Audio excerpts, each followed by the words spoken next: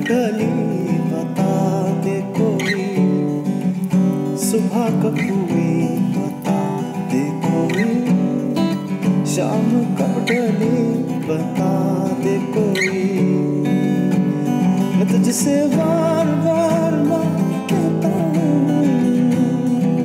ला ला ला ला ला ला ला, कि नशे में हूँ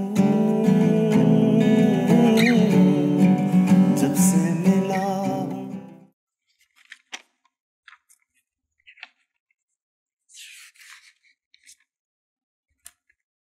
डैड ये सब क्या है?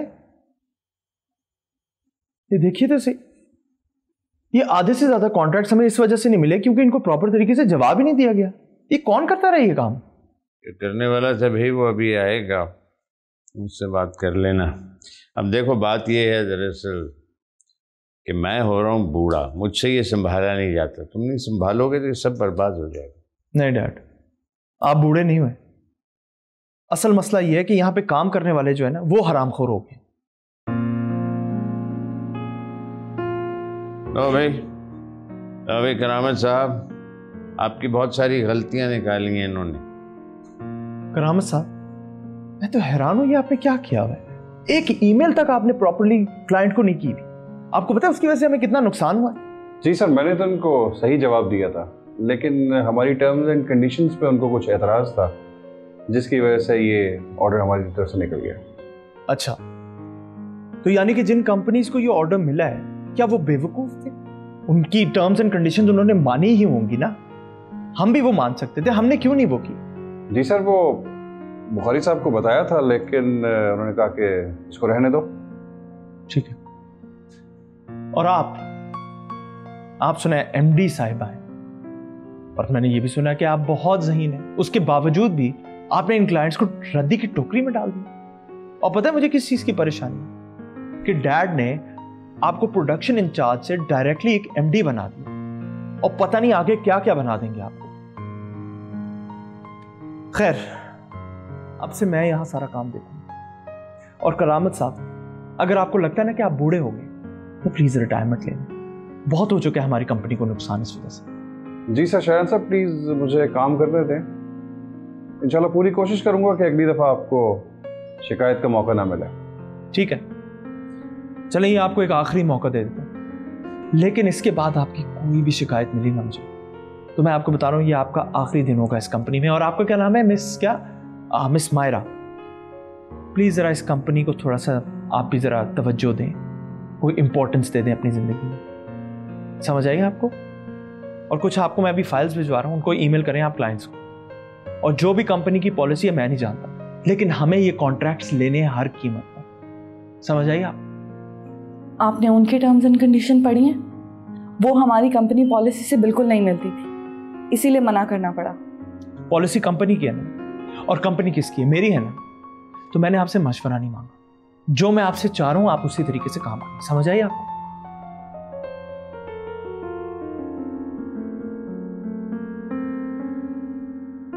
डैड, मैं आपको सच बात बताऊं, आपने एम्प्लॉय नहीं रिश्तेदार रखे हुए, इस तरह काम नहीं चल सकता। नहीं मायरा, देखो ठीक कह रही है कि ये जो उनकी टर्म्स एंड कंडीशंस थी इनमें कोई तुम्हें फायदा नहीं होना था, नुकसान ही होना था। क्या हो गया डैड आपको क्या लगता है कि मैं ये बातें नहीं समझता? मैं भी ये बातें जानता हूं, लेकिन ये सब वो तरीके हैं जिससे कंपनीज हमारी तरफ आएंगी तो सही ना। और एक दफा वो यहां आ जाएं, उसके बाद हम उनको मैनेज कर लेंगे। हाँ ठीक है भाई, जैसे तुम सोच रहे हो गुड।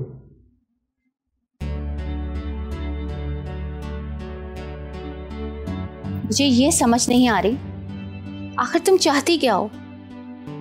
पहले खुद शादी से इनकार किया और अब इस्तीफा भी दे आई। क्या हो गया अस्मा बेगम? कोई ऐसे ही थोड़ा इस्तीफा दे देता है, कोई मसला हुआ होगा। और वैसे भी मुझे अपनी बेटी पे पूरा एतमाद है, कभी कोई गलत फैसला नहीं कर सकती।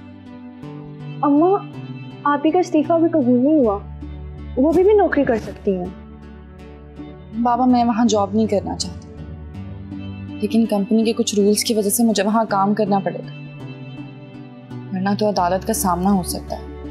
लो भाई, काम आ गया, केस मिल गया।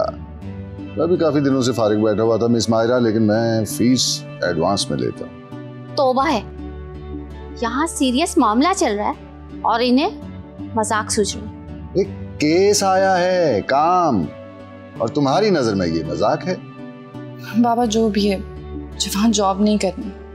हाँ तो नहीं करो, लेकिन ऐसा करो, मुझे अपने कॉन्ट्रैक्ट की एक कॉपी दो।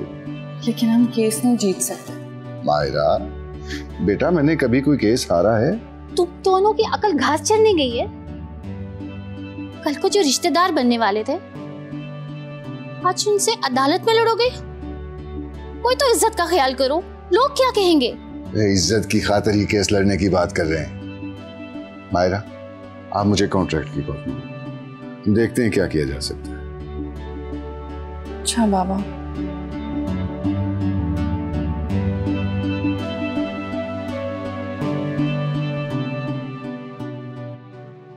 अरे वाह, मेरा बेटा तो आज बहुत अच्छा लग रहा है। पता नहीं आपको एक थका हुआ इंसान कैसे इतना अच्छा लग सकता है?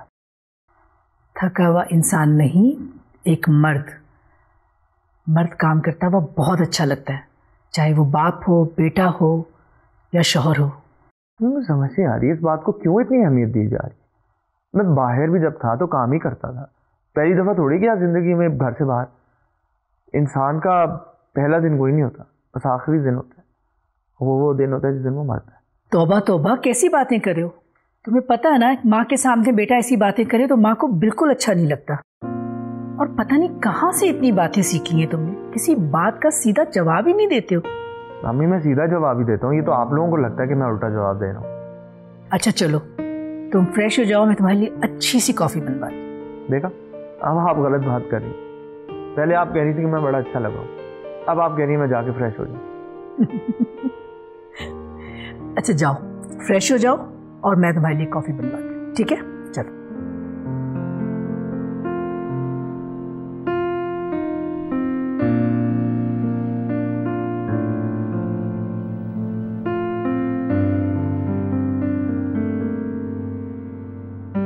ये ले। ये क्या? ये आपकी बेटी की कॉन्ट्रैक्ट की कॉपी है। वो कह रही थी कि अब्बा को दे देना और देख लें कि क्या करना है। ठीक है, मैं देख लूंगा आज। मैं तो कहती हूँ कि आप अभी भी सोच लें। इतनी अच्छी नौकरी है, दोबारा नहीं मिलेगी।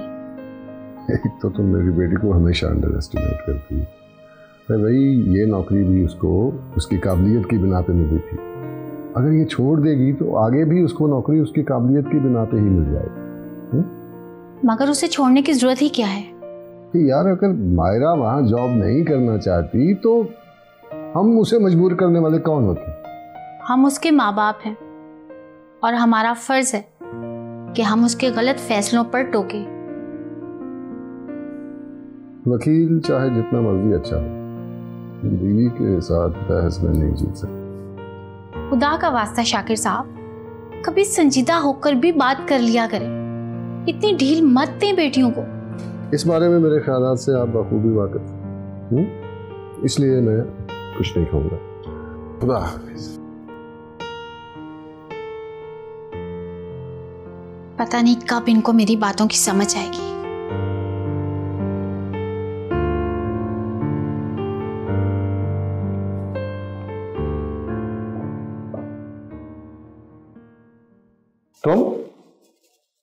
तुम यहाँ क्या कर रही हो? जाओ जाके शायान साहब से मिलो। आज उन्होंने ज्वाइनिंग दी है और तुम्हें तो इस दिन का बहुत शिद्दत से इंतजार था। लगता है आपका मिलने का तजुर्बा अच्छा नहीं रहा। नहीं, ऐसी तो कोई बात नहीं। अरे जाने दे करामत साहब, 5 साल से जानती हूँ आपको। आपके चेहरे के तासुरात देख के बता सकती हूँ आपको डांट पड़ी है या शाबाश मिली है। तो इसको छोड़ो, तुम मुझे बताओ, तुम यहाँ क्यों बैठी हो? क्या तुम्हें कोई काम नहीं? आपने मुझे जो काम दिया था वो मैंने मेल कर दिया है आपको। मुझे क्यों मेल की है? वो मेल तो मिस मायरा को करनी थी, वो उनसे रिलेटेड काम था। मुझे तो आपने काम दिया था ना, और मैं तो आपको ही रिपोर्ट करूंगी। बाकी आप जाने और मिस मायरा जाने, मैं अपने जूनियर को रिपोर्ट करना तौहीन समझती हूँ अपनी। खैर, ये तो अब करना पड़ेगा, क्योंकि वो इस कंपनी की एमडी है। तुम मानो या ना मानो। मैं तो नहीं मानती उसे। कौन क्या है बहुत जल्दी ये सबको पता चल जाएगा।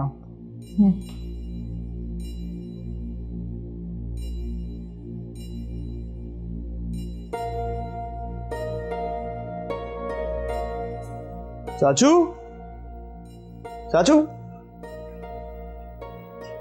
चाचू कहाँ है? बता कर नहीं गए, बस निकल गए थे किसी काम से। अच्छा, चलो ठीक है, तो मैं बाद में बात। शयान, तुम मुझसे नाराज हो? क्यों तुमसे नाराज हूँ? अच्छा, आई एम सॉरी। फ्रेंड्स? हाँ, लेकिन मैं तुमसे नाराज नहीं था।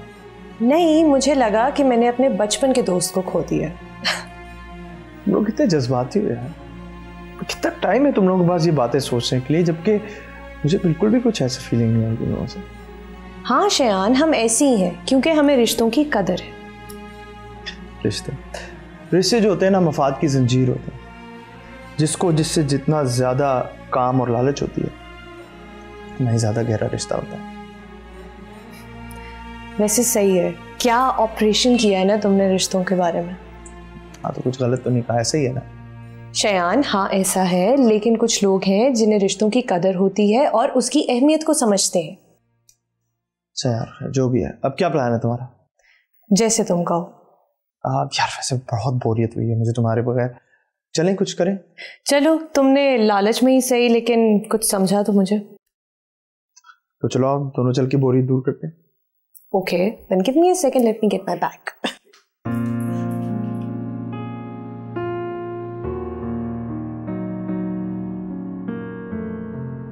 चले? हाँ चलो।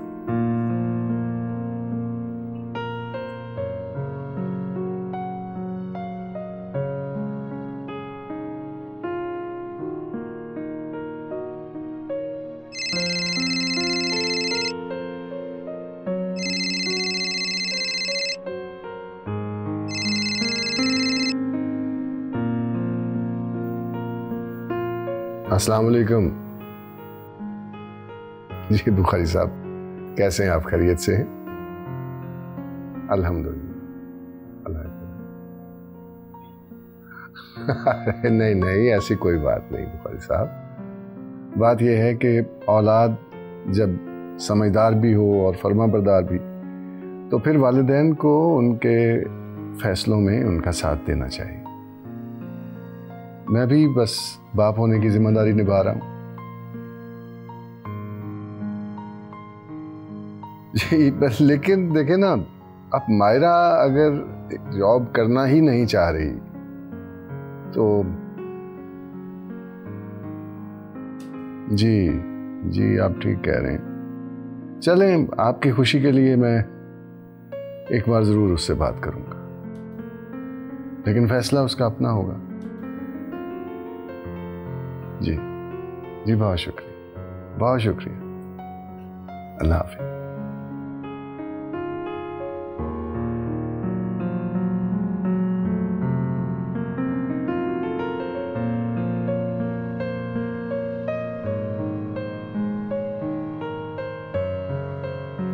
अस्मा, अस्मा खाना लगा दो यार, बहुत भूख लग रही है। भाईजान मैं ना अभी आपको कोई जवाब नहीं दे सकती। नहीं नहीं, मैं इनकार नहीं कर रही। आपकी बेटी मेरे अहमद की दुल्हन बने, इससे बढ़कर मेरे लिए खुशी की क्या बात होगी। लेकिन अहमद अभी पढ़ रहा है ना। हाँ, उसके ना पेपर हो रहे हैं, तो उसके अब्बू कहते हैं कि जब तक उसके पेपर ख़त्म नहीं हो जाते हम उससे ऐसी कोई बात ना करें, उसकी पढ़ाई का हर्ज होगा। अरे नहीं भाईजान, ऐसी कोई बात नहीं है। अहमद और उसके अब्बू को रिश्ते से इनकार नहीं है। जो असल बात है ना, वो मैंने आपको बता दी है। भाईजान आप मेरी किसी बात से नाराज़ ना होइएगा प्लीज़। एक आप ही से तो मेरे खून का रिश्ता है, मैं आपको कैसे नाराज़ कर सकती हूँ भाईजान? आप मेरी बात समझ रहे हैं ना? अल्लाह ने चाहा तो सिद्रा ही मेरी बहू बनेगी, आप फिक्र ना करें। रजिया, रजिया। ठीक है भाईजान। क्यों झूठे दिलासे दे रही हो तुम उन्हें?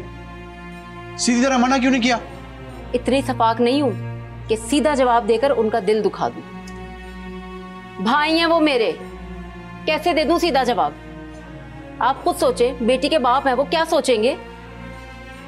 आपने नहीं करनी ना अहमद की शादी सिद्रा से तो ना करें, मेरे भाई हैं, मैं जानती हूं मैंने उनको कैसे जवाब देना है, मैं दे लूंगी, आप फिक्र ना करें।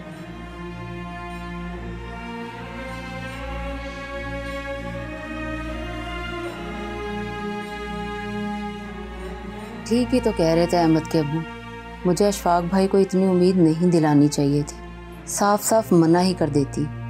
अब जब उन्हें इनकार करूंगी तो कितना दुख होगा उन्हें, वो तो ये सदमा बर्दाश्त ही नहीं कर पाएंगे। ये क्या बेवकूफ़ी कर दी है मैंने।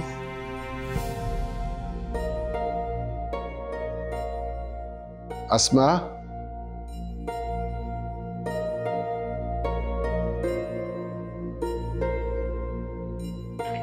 जी। मायरा अभी तक वापस नहीं आई? नहीं, वो कह रही थी कि ऑफिस से फ्री होके वो जॉब के लिए किसी से मिलने जाएगी।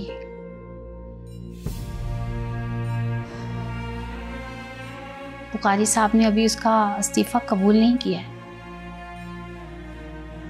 और आपको भी कॉल आई है कि उसे मना करें जॉब छोड़ने से।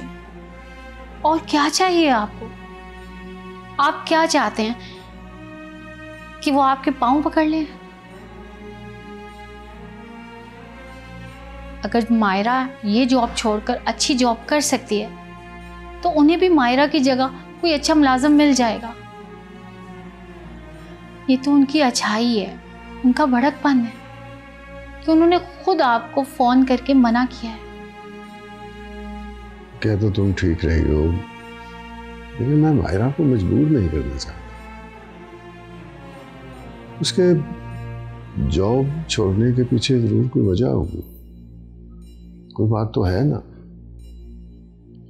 आप एक बार उससे बात करके तो देखें।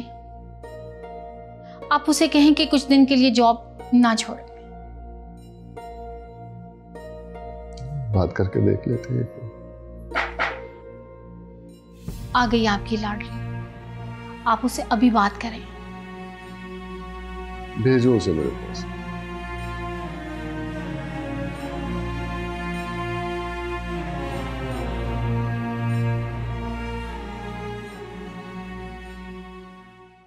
क्या हुआ है? सब मुझे ऐसे क्यों देख रहे हैं? बुखारी साहब आए थे। वो कैसे आए थे? तुम्हारी शादी की डेट मांगने के लिए। लेकिन बाबा, मैंने तो इनकार कर दिया है। भाभी, बस काफ़ी अर्सा हो गया था कि आपसे बात नहीं हुई थी और मैं चाह रहा था कि अगर आपके पास थोड़ा वक्त है तो आप मेरे घर तशरीफ़ ले आती। अच्छा अहमद, ये बॉक्स ले जाके बहुत एहतियात से मिसेस कुरैशी को देना, देखना कि ये टूटे नहीं, ठीक है?